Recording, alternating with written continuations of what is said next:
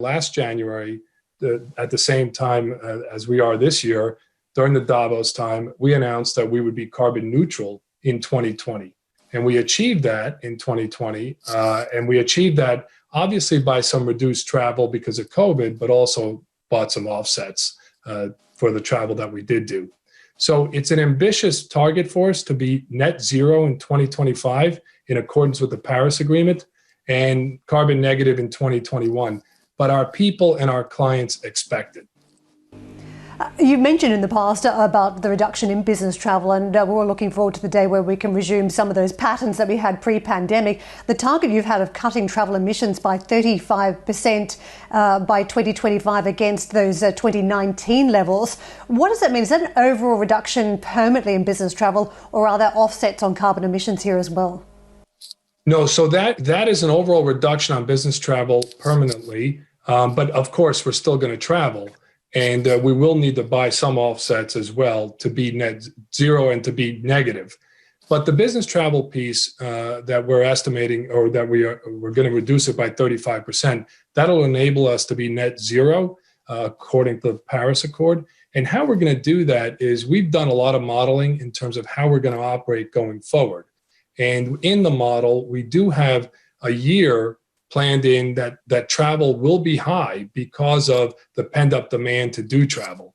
So as we come out of COVID, which we're estimating could be this late spring, summer, we are estimating for the next 12 months, travel will still be pretty high. But then we'll get into a new normal. And the new normal is we are looking to reduce our non-client travel by 50%. So if you're running a global group at EY, and you typically had a meeting a quarter, let's say 4 meetings a year, and they were all physical, what we would expect now is that the meeting would be 2 would be physical and 2 would be virtual. We've learned a lot during the pandemic on how to do things virtually, and so we want to take advantage of that. And that's how we would get to the 35% reduction, which will be difficult for us, but will not change our culture in terms of getting people together, making sure that our apprenticeship model works going forward. A moment ago, you mentioned the Paris Accord. One of the first executive orders by President Biden has been to rejoin that commitment on the climate. What difference has that made to the business community, do you think, and to your initiatives? Well, that's a great question, Karen. And I've said this before. I think Europe has been way ahead when it comes to sustainability. The U.S. has been catching up, and the U.S. has been catching up, frankly, for the last couple of years. But now with the Biden administration, this is a top priority for the Biden administration.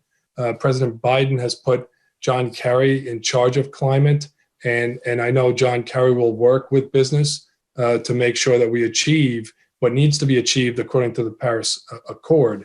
And this is the part where businesses have to do their part. And I do get a question on, well, at EY, it's easier for you to achieve these goals versus if you're an energy company and so forth. And that is true, but we all need to do our part. And I think the U.S., this is going to be very high on the agenda, not only for the U.S. government, but for U.S. corporates over the next year or two in terms of what targets they could achieve.